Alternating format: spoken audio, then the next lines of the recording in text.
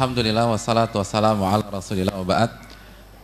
Slogan ini jelas sangat menarik ya, Akh Reda ya. Siapa yang nggak mau udah foya-foya mati masuk surga.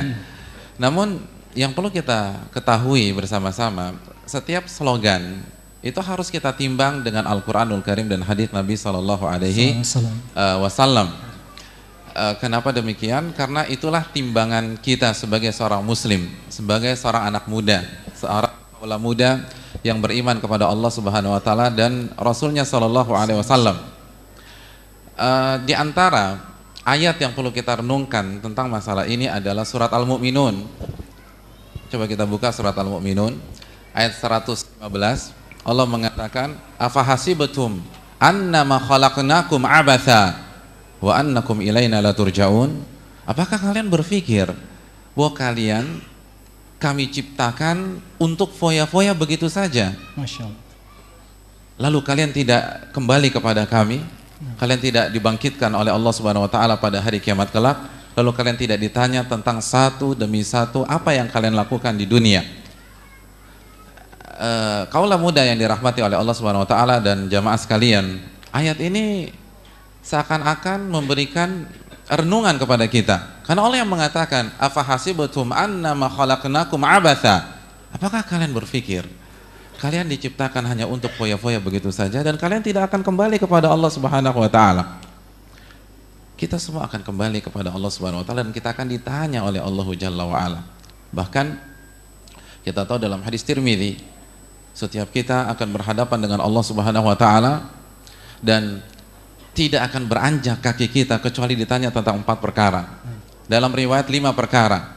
Nabi mengatakan, la tazulu qadama 'abdin yaumal qiyamah hatta yus'alan arba. Dalam riwayat hatta yus'alan khams.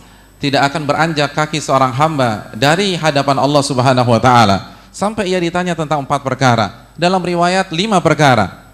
Apa saja? Wa an umrihi fima afnah. Dia akan ditanya tentang usianya.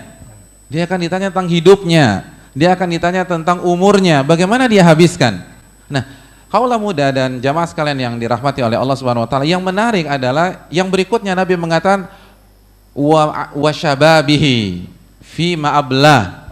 Lalu dia akan ditanya secara khusus tentang masa mudanya.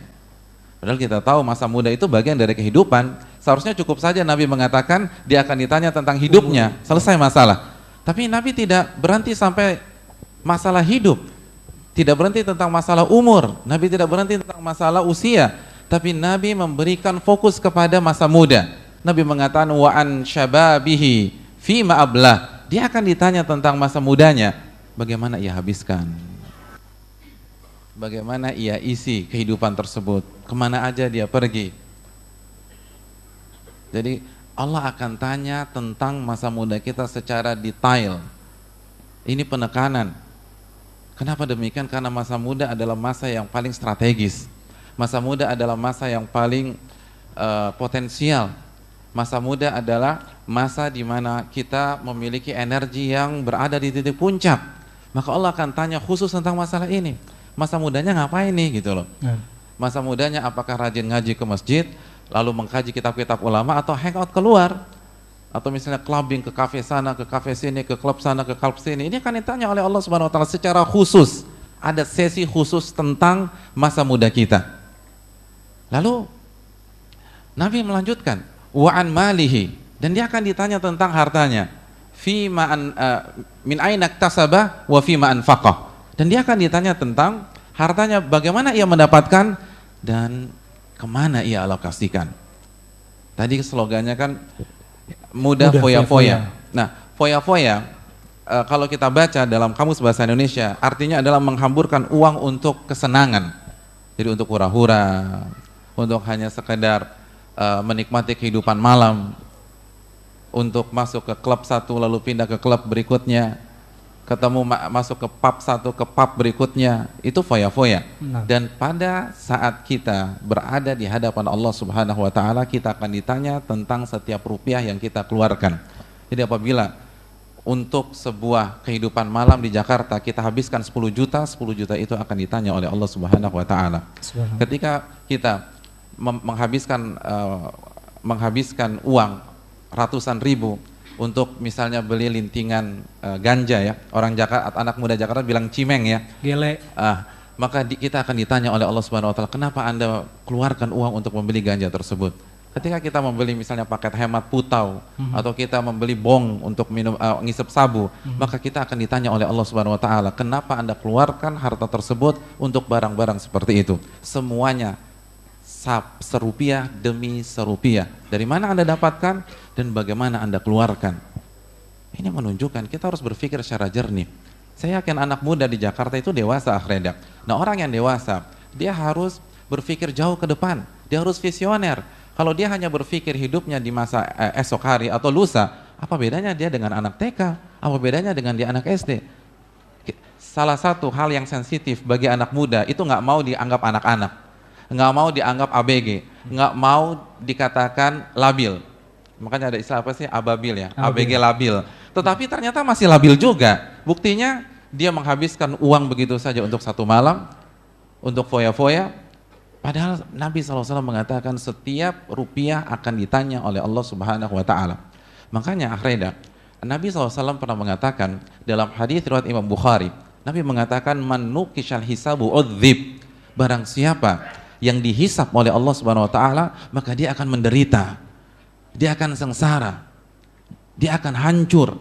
Bahkan dalam riwayat yang lain yahlik. Dia akan binasa. Ini belum diazab loh. Ini belum disiksa di dalam api neraka. Ini baru dihisab. Apa maknanya? Saya akan berikan analogi. Misalnya kita kerja nih. Kita kerja di sebuah perusahaan. Lalu suatu ketika kita dipanggil oleh manajer personalia kita. Tolong duduk. Jadi ketika manggil kita diminta masuk ke ruangannya. Lalu dia tidak marah, dia tidak suara tinggi, tapi dia dingin. Lalu dia buka secari kertas. Lalu mulai dia sebutkan, tanggal 1 September, Anda datang ke kantor jam 10 dan pulang jam 1 siang. Betul begitu? Dia tahu bahwa kita datang terlambat tanggal 1 September. Yang awalnya cengar-cengir kira-kira digituin sama manajer personalia gimana? Mulai nunduk kan demikian. Lalu tanggal 2 September, Anda pakai mobil kantor untuk urusan pribadi, berangkat full tank dan pulang empty tank. Oh itu kira-kira mana? Dia jadi gemetar. Ya Allah kok tahu? Tanggal 4 September, Anda pakai telepon kantor untuk urusan pribadi. Pulsanya 400.000. Betul begitu? Kita akan tertutup. Itu keringat sudah mulai menetes dari dahi. AC yang dingin dan menyegarkan ruangan terasa sesak di dalam dada. Kenapa? Karena aib-aib kita dibongkar oleh manajer personalia kita. Tanggal 7 September, Anda masuk ke toilet perusahaan. Lalu ketika Anda keluar, dua tisu itu hilang misalnya. Kita bilang, oh kok dia tahu juga kita bawa pulang gulungan tisu WC. Diare guys. Diare kayaknya. Diare mungkin. Jadi sekali lagi, apa yang kira-kira kita rasakan ketika kesalahan kita, aib kita dibongkar oleh atasan kita? Kita akan tersiksa. Padahal dia nggak gebrak meja, dia nggak nampar kita, dia nggak gebukin kita, dia nggak ngebully kita. Dia hanya bilang betul begitu, betul begitu, betul begitu, dan kita tersiksa. Pertanyaannya sekarang, bagaimana kalau di hadapan kita Rabbul Alamin? Bagaimana di hadapan kita Malik Yaumiddin? Bagaimana yang membongkar aib-aib kita, yang kita kerjakan sendirian, yang kita lakukan di belakang istri kita, di belakang pasangan kita, di belakang orang tua kita, dibongkar satu demi satu di hadapan Rabbul Alamin. Anda juga bisa mengunjungi Facebook kami di facebook.com/amanahinsanmadani atau bisa tonton kami di youtube.com/sahabatyamima dan follow Twitter kami di twitter.com/@sahabat_yamima. Sahabat Yamima, peduli dan memahami.